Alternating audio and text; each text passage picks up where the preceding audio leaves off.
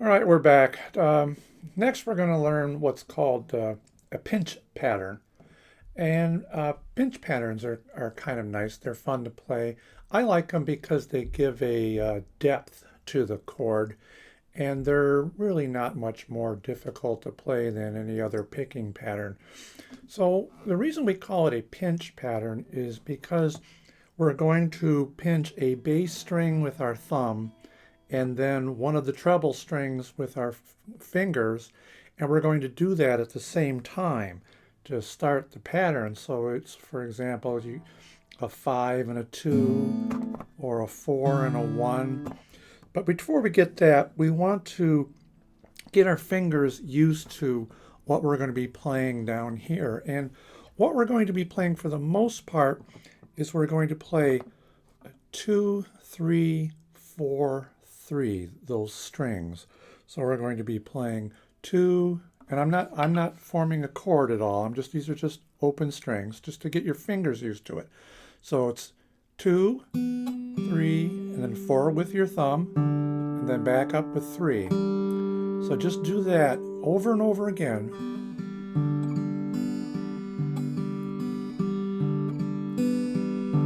See how that feels on your fingers.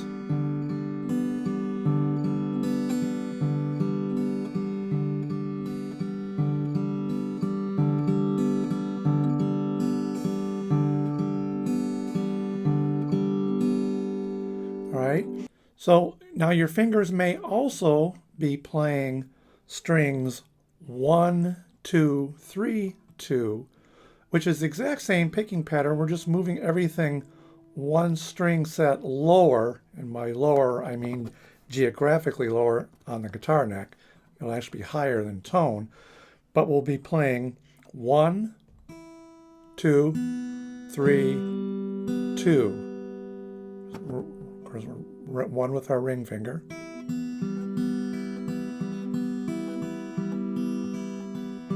So play that over and over.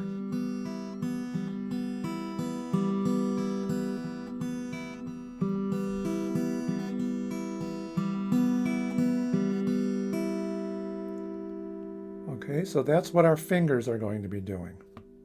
Now, our thumb, the notes or the strings that the thumb are going to be picking will depend on the chord that you're playing. So I'm going to zoom out here so you can see both hands.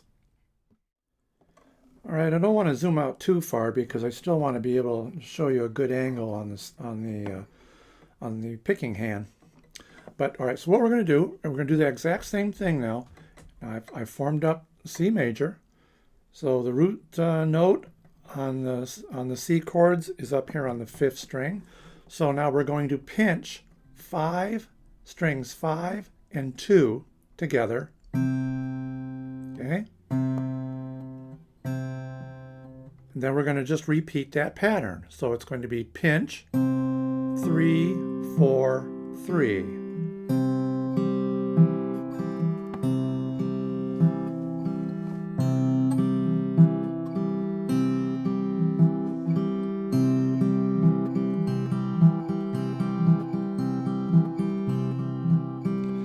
And it's called the pinch outside inside pattern because we pinch the outside strings first, right? Then we pick the inside strings.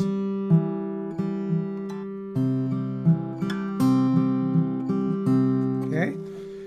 Now we'll switch to the A major, and the root note for the A chords is up on the 5th string. So nothing changes. We've changed chords from the C to the A major, or A minor if you prefer, and we pick the exact same thing. All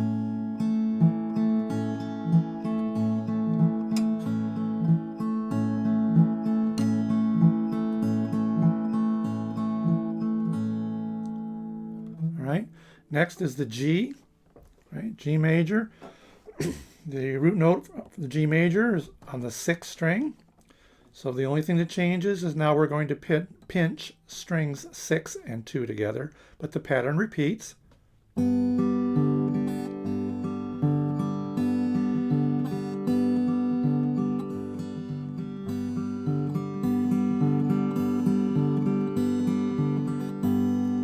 that's G.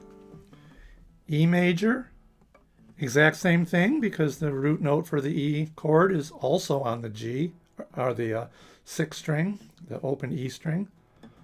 So same thing, pick the sixth string and the second string.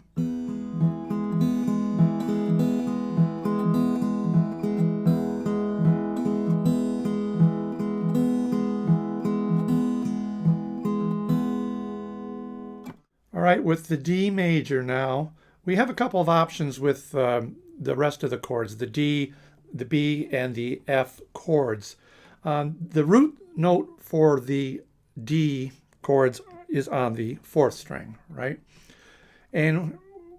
But we can kind of pretend that it's up here on the fifth string, and we can keep that same sequence and pick 5 and 2.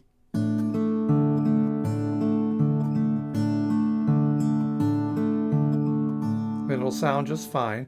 But more properly, I guess, if we shift down and pick the fourth string with our thumb where the root note really is, then we have to come down here and pinch 4 and 1. And we do that second kind of pattern that we practiced in the very beginning. So in that case, it's 4 and 1 together, and then 2, 3, 2.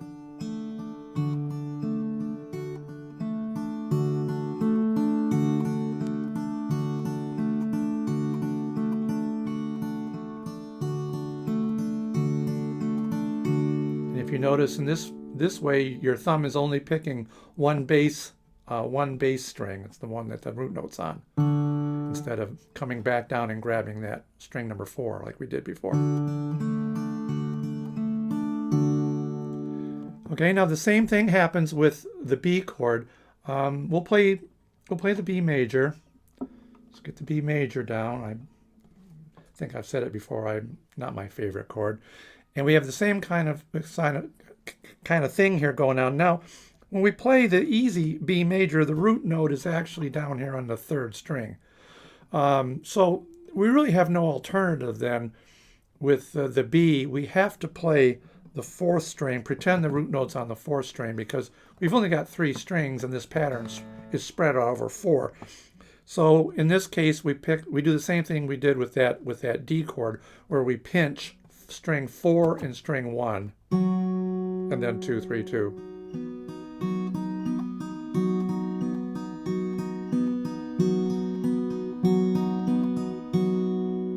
And we do the same thing if we're playing the easy B minor, you know, the four finger B minor like this. Same thing.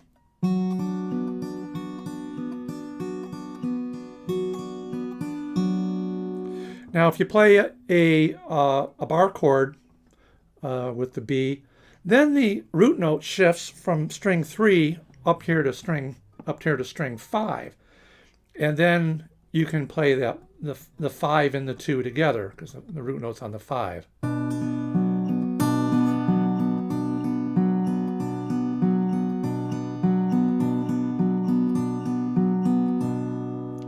But since we're still beginning, you know, we're not playing bar chords yet. So just stick with that 4, 1, 3, 2 for the easy B. All right, now the F is kind of the same way. Easy F, like this. This is the easy F. We're playing it with the 3 fingers, the little mini bar on the first fret. So there we play 4, 1. We pinch 4 and 1 together, just the way we've been doing it.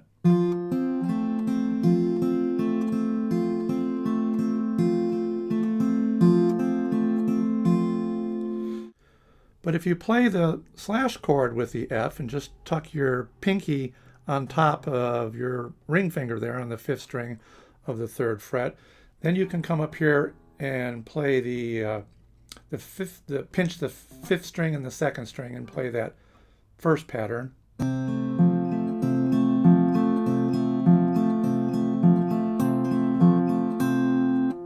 And then if you play the full bar, then the root note shifts from the 4th string up to the 6th string, and then you can pick the 6th string and pinch 6 and 2.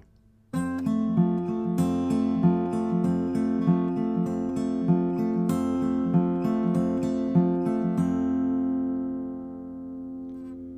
right, hope that wasn't too confusing.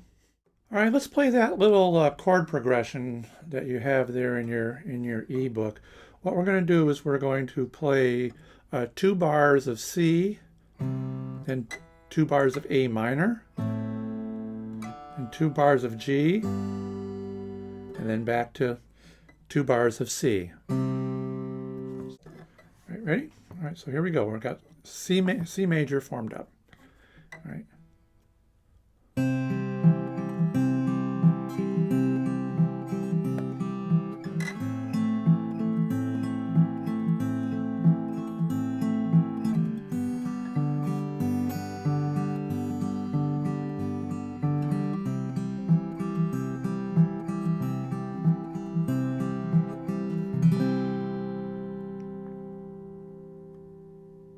So that's kind of pretty, huh?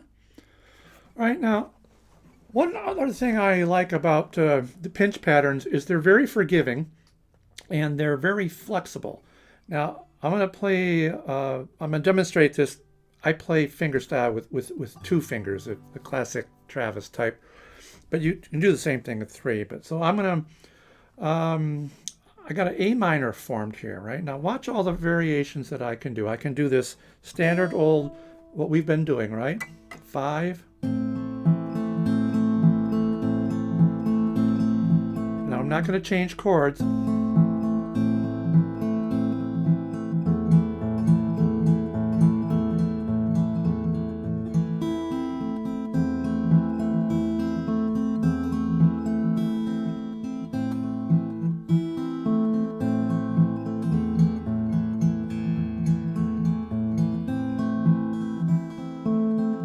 All I did was move up and down the strings, keeping the same pinch pattern going, and I get a lot of flexibility. You know, I'm not limited to one. You know, I don't have to play 5 and 2. I can play 4 and 1. I can play 6 and 1. I can play 6 and 2.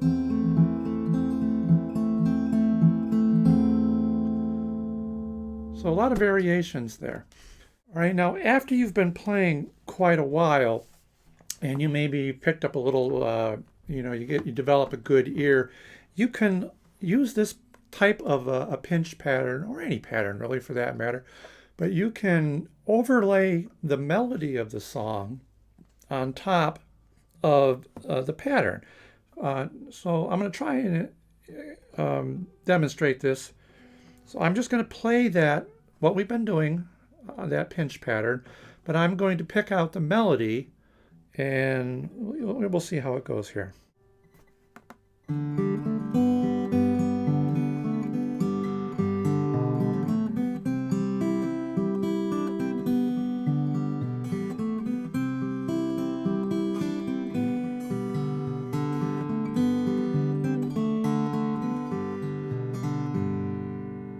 See, all I did is I played the melody, and then underneath it, I guess if you want to look at it that way, I was playing the picking pattern. You just kind of combine the two.